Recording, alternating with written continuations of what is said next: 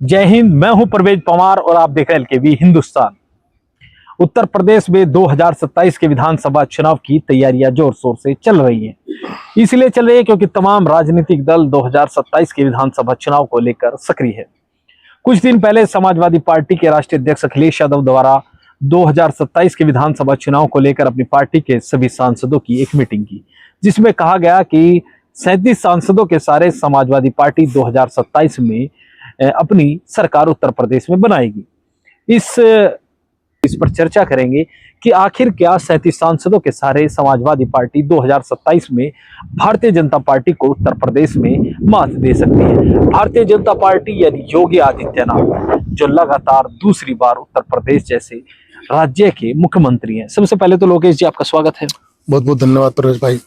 Sapa supremo Akhilesh Yadav ने पिछले दिनों एक मीटिंग की प्रदेश कार्यालय में और उन्होंने कहा कि 37 सांसदों के सारे 2027 जीतेंगे। जैसे ही उनकी मीटिंग समाप्त हुई तो उन्होंने सोशल मीडिया पर ट्वीट किया कि हम 37 सांसदों के सारे 2027 का विधानसभा चुनाव जीतेंगे।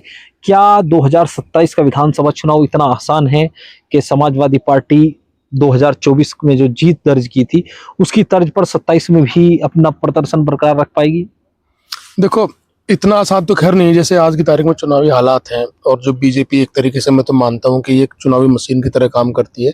इतना आसान तो नहीं है, लेकिन अखिलेश एक बार 2012 में अपनी पूर्ण बहुमत की सरकार बना चुके हैं। और अगर आप ईमानदारी से देखें, दो ही मुद्दे थे तब जी, दो चीजें थी जिन्होंने उनको पूरे राजनीति में बिल्कुल एक तरीके से अलग क्लास में खड़ा किया था। एक तो था कि राजा भैया को पार्टी में नहीं लेंगे, इस बात को अड़ गए थे, और दूसरा उन्होंने साइकिल यात्रा पूरे प्रदेश में निकाली थी। 2012 में राजा भैया को पार्टी में नहीं लेंगे, लेकिन मंत्रिमंडल में रहे वो अलग बात है। चुनाव से पहले की बात मैं कर रहा हूँ। इस बात में मीडिया में बहुत सुर्खियां आई थी। राजा भैया थे या कोई और थे, मैं कोई शायद अतीक अहमद, शायद कोई, हाँ सॉरी, राजा भैया ना, कोई था, बड़ा नाम था, उसको लेकर वो अड़ गए थे पूरी तरीके से मुलायम सिंह के शिवपाल के सामने। हम इनको पार्टी में नहीं लेंगे, और साइकिल यात्रा उनकी थी। तब उनके पास कोई सांसद था नहीं था, मुझे जितनी जानकारी, लेकिन वो अगर अकेले दम पे, इन दो चीजों के दम पर, अपनी मेहनत के दम पर अगर 2027 में सरकार बना सकते हैं तो अब तो उनके पास 37 सांसद हैं।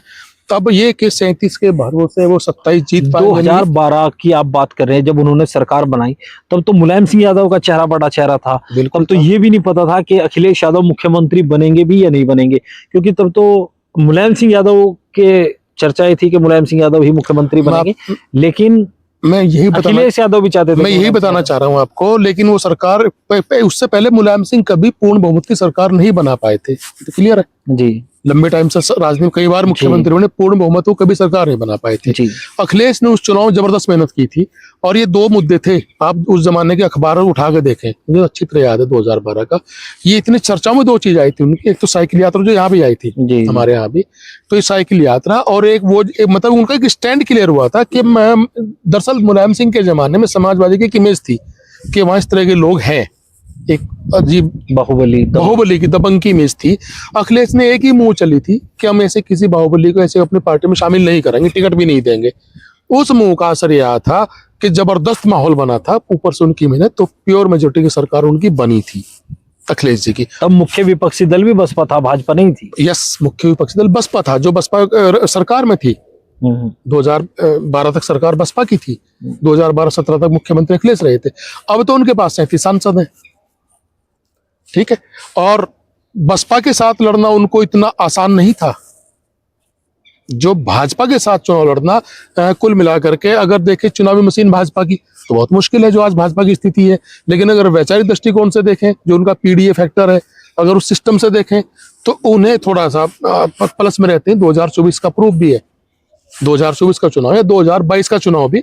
2022 के चुनाव में ठीक है, चुनाव हार गए थे, कोई तो पार्टी हारेगी, लेकिन उनका जो प्रदर्शन था वो बसपा के मुकाबले बहुत बेहतर था, हर जगह बेहतर था। आपने कहा गुरुजी पीडीए की रणनीति, गुरुजी ये तमाम रणनीति तो मायावती जी ने भी कहा, सर्वजन हिताय सर्वजन सुखाय, इस सबको जो अब भी भारतीय जनता पार्टी भी कहती है सबका साथ सबका विकास, समाजवादी कहती है पिछड़ा दलित अल्पसंख्यक आदि आबादी की बात करती है।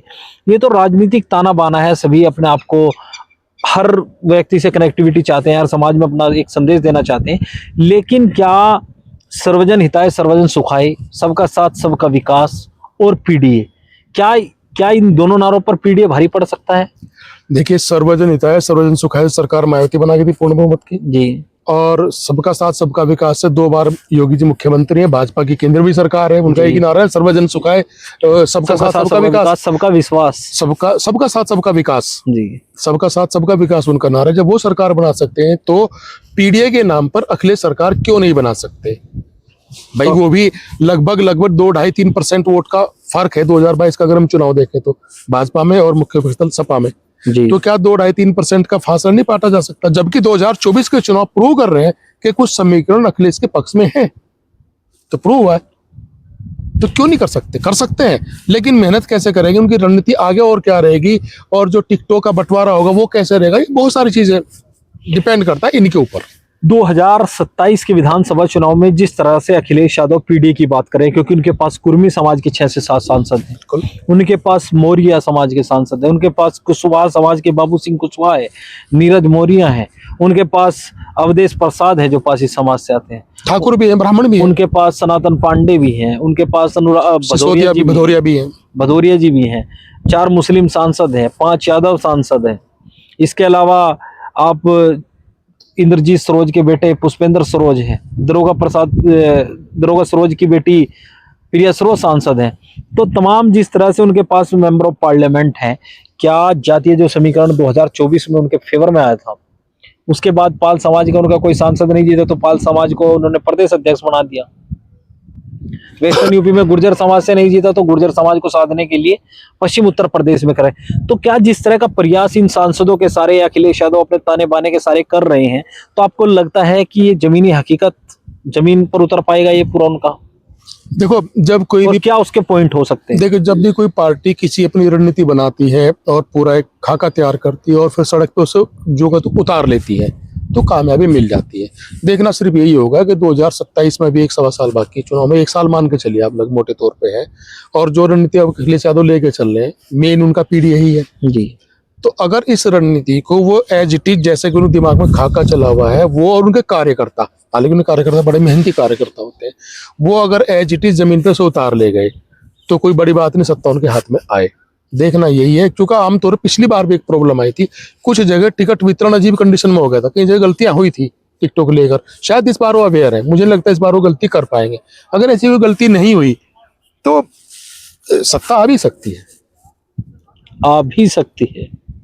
मैं ये तो नहीं, सत्ता आ जाएगी, मैं कौन कहने वाला, क्योंकि राजनीति में जब चुनाव आते हैं, यहाँ तो हिंदुस्तान बहुत भावुक देश माना जाता है, यहाँ तो रातों रात चुनाव पलट जाते हैं भाई, भावनाओं के आधार पर पलट जाते हैं। एक मुद्दा आया, रातों रात चुनाव पलटा हो गया। और दूसरी बात, जो आज की तारीख में बहुत लोग कह रहे हैं, बहुत सारे मीडिया वाले भी कहते हैं, बहुत राजनीतिक जानकार कहते हैं कि भाजपा चुनाव में बहुत सारी हेरा फेरी भी कर लेती है। मुझे नहीं पता वो करती है कि नहीं करती है, लेकिन एक परसेप्शन तो बन ही गया है, और कुछ चीजें प्रूव भी करती हैं कि हाँ ऐसा कुछ होगा जरूर, चूंकि कुछ न कदम ऐसे हैं भी। तो मैं एक बात कह रहा हूँ आपसे, अगर चुनाव फेयर होता है तो चुनाव बहुत टक्कर का होगा। चलो ठीक है। कैराना से समाजवादी पार्टी की सांसद है इकरा हसन, मुजफ्फरनगर से सांसद है हरिंदर मलिक। इन 2 सीटों पर थोड़ा सा, क्योंकि जो आसपास की सीट है, चाहे वो बागपत हो, बिजनौर हो या मेरठ हो, ये तमाम भारतीय जनता पार्टी के पास है। हालांकि सहारनपुर में कांग्रेस के सांसद हैं, लेकिन वो 37 से अलग है, वो 37 से अलग है, क्योंकि कभी फिर बात करेंगे। जी जी। तो ये जो हमने बताया, कैराना और मुजफ्फरनगर दोनों सीटों पर सपा के सांसद हैं। तो आपको लगता है कि 2027 के जब चुनावी नतीजे आएंगे, तो इन सीटों के अंतर्गत जो विधानसभा सीटें आती हैं, उस पर कुछ सपा को लाभ मिल सकता है? परवेश भाई, शायद आप अपने ही चैनल पे की ही बहुत सारी बात भूलने लगते हैं। आप सहारनपुर मंडल की सारी लगभग सीटों पर खुद चर्चा कर चुके हैं, और हम इन सभी सीटों में लगभग बता चुके हैं। अब आप सीट का नाम ले तो मैं आपको सीट के बारे में बता दूंगा। जो मेरा आकलन है वो बदल सकता है। वो मैं इस विधानसभा, इस लोकसभा के अंतर्गत आने वाली विधानसभा को एक सैंपल के तौर पर, क्योंकि जब हमने वो वीडियो बनाई जिनकी आप जिक्र कर, चलिए मैं आपकी बात, तब अखिलेश यादव ने 37 के सारे 27 जीतने की बात नहीं की थी। तो हम ये चाहते हैं, क्योंकि इसीलिए हमने जब जो वीडियो बनाई, वो हमने किसी मेंबर ऑफ पार्लियामेंट को एक चेहरा बनाकर नहीं बनाई, वो हमने समाजवादी पार्टी और भारतीय जनता पार्टी और जो भी वर्तमान सियासी हालात है उन पर बनाई थी। तो मैं ये जानना चाहता हूं कि जिस तरह से अखिलेश यादव 37 के सारे 27 जीतना चाहते हैं, तो क्या हरिंद्र मलिक और इकरा हसन के सारे क्या 10 सीटें जीत पाएंगे? देखिए, आप पहले पार्लियामेंट के अंदर आती है। थोड़ा सा फर्क है समझने में। उन्होंने कहा 37 के बाहर सहारे में 27 जीतेंगे।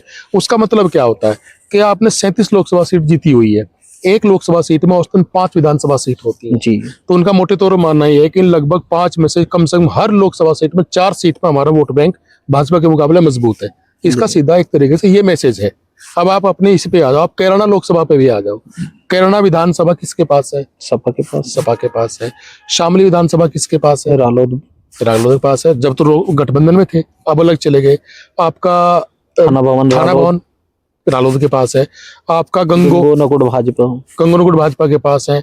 बेहट किसके पास है? सपा के पास है। वो तो सहारनपुर लोकसभा। अच्छा, वो तो हाउस में आगे सहारनपुर में आपके। और इसमें इन 5 सीटों में से आप क्या मानते हैं? 5 सीटों में मुझे लगता है गंगो का अगर फिलहाल छोड़ दें, जो गंगो में भी हम चर्चा भी कर चुके हैं। गंगो में चूंकि एक मामला दूसरा है, गठबंधन के हिसाब से अगर सोचे अलग से सोचे, एक थोड़ा वो मैटर है। अदरवाइज कैराना लगभग वही रिजल्ट आएगा जो हम पहले चर्चा कर चुके हैं। कैराना में सपा लगभग साफ, क्योंकि वहां वो भाजपा में गुटबाजी है, तो ऐसा लगभग हर सीट पे स्थिति है। तो मुझे लगता है कि जैसे कैराना लोकसभा की 5 सीट है, इनमें सपा मजबूत रहेगी। कम से कम 3 सीट में बिल्कुल जीतना चाहिए। यानी 1 से 3 पर जाएगी। हाँ, 1 से 3 पर जाएगी। पूर्व में 1 से 1 विधायक से है, मतलब हाँ, कैराना विधायक है जी। तो जा सकते तो ऐसी परिस्थिति आप मानते हैं मुजफ्फरनगर में भी लाभ मिलेगा? बिल्कुल मिलेगा, मिलना चाहिए ना, मिलना चाहिए। अगर हरेंद्र मलिक चेहरा है, लोकल के मेंबर ऑफ पार्लियामेंट हैं, तो सपा को कुछ फायदा दे। ये भी है। और दरअसल 2024 के लोकसभा चुनाव में पीडीए फैक्टर तो था ही था, साथ में एक फैक्टर और था जो अभी तक सपा को लॉस दे रहा था, वो था दलित वोट का झुकाव। वो हमने आपने पहले भी डिस्कस किया था, उसमें अंतर आ गया। चूंकि संविधान के मुद्दे को लेकर दलित कहीं भी भाजपा के साथ जाने को तैयार नहीं है, कन्फर्म सी बात है। इसमें शायद किसी को कोई शक हो तो ये एक मुद्दा विकल्प बसपा और आसपा भी है। विकल्प बसपा आसपा है ना, भाजपा तो विकल्प नहीं है ना। जी। तो वो वोट अगर भाजपा की तरफ जाता है तो भाजपा का अपना वोट बैंक बाकी स्थिर है। अगर दलित वोट उधर 3-4-5% चला जाता है तो प्लस में आते हैं। लेकिन अगर वो वोट कहीं और चला गया, भले सपा के साथ ना भी आए, अगर कहीं और चला गया तो आप समझिए फिर स्थिति में कौन बेहतर रहता है? सपा को लाभ मिलता है ना। तो यहाँ हिंदुस्तान में खासतौर पर यूपी की राजनीति में तो किंतु पंतु समीकरण प्लस माइनस बहुत सारी चीजें हैं। तो अखिलेश का जहां तक मुझे लगता है ये उनका आत्मविश्वास कहीं ना कहीं गलत भी नहीं है, कॉन्फिडेंट है। यहाँ की जमीनी हकीकत देख ली, फिर 10 साल से लगातार सरकार है, 2 टर्म से चल रही है, एंटी इनकम्बेंसी भी है। और सबसे बड़ी बात जो आज तारीख में भाजपा में अंदर खींचतान चल रही है आपस में ही, तो उसका भी लाभ अखिलेश को मिलना चाहिए। और वो शायद अभी मुझे लगता है अगले 2-3 महीने में। और एक और चर्चाएं हैं कि जो मीटिंग हुई उसमें यह कहा गया कि चंद्रशेखर आजाद और असदुद्दीन ओवैसी को गठबंधन में लिया जाए, या इस तरह की बातें उसको लेकर मंथन की बातें निकल कर आई हैं। तो क्या चंद्रशेखर आजाद को अगर सपा गठबंधन में ले तो क्या आप मानते हैं कि उसको कोई लाभ? देखो, जो चीज अभी तक नहीं है उसके बारे में चर्चा करना फिजूल है। ठीक, अभी तक ना ओवैसी गठबंधन में है और मुझे लगता है शायद होंगे भी नहीं। अभी तक चंद्रशेखर गठबंधन में नहीं है, मुझे नहीं लगता वो गठबंधन में आएंगे नहीं आएंगे, अभी इसके बारे में कोई जानकारी नहीं। लेकिन जैसे विचारधारा की समानता है इन पार्टियों के बीच में, तो मेरा पर्सनल मानना आना चाहिए। आएंगे तो शायद दोनों को लाभ मिलेगा। अब आएंगे नहीं आएंगे मुझे नहीं पता। चंद्रशेखर कितना बड़ा फैक्टर बना मैं पहले भी कह चुका, इस चुनाव में पता लगेगा उनकी वोट की पावर क्या है। इसके उलट अगर आप बीजेपी को देखें, बीजेपी क्या करती है, जब चुनाव आएगा ना, जिस आदमी को 500-700 वोट भी मिले हो ना जिला पंचायत में भी, उसको अपने साथ जोड़ने की कोशिश करती है। उसकी जीत में एक बड़ा ये भी एक फैक्टर होता है कि वो जिस आदमी में 500 वोट भी है उसे अपने साथ जोड़िए, पार्टी में लाइए, सामान दीजिए। बाद में आप भले उसे लात मार के भगा दे, लेकिन चुनाव से पहले उसका माई बाप बना लीजिए। तो भैया चुनाव है, हो सकता है अखिलेश भी रणनीति पे चले, क्या होगा मुझे नहीं पता। और चंद्रशेखर की मुट्ठी खुलनी बाकी है, उसकी मुट्ठी में क्या मौजूद 2027 का चुनाव बताए। तो अखिलेश यादव 37 के सारे 27 जीतेंगे, इस पर हमने लोकेश सलारपुरी जी से चर्चा की। इस वीडियो में बस इतना ही। वीडियो अगर आप हमारे फेसबुक पेज पर देख रहे हैं तो हमारा फेसबुक पेज फॉलो करें, यूट्यूब चैनल पर देख रहे हैं तो हमारा चैनल को जरूर सब्सक्राइब करें। जय हिंद।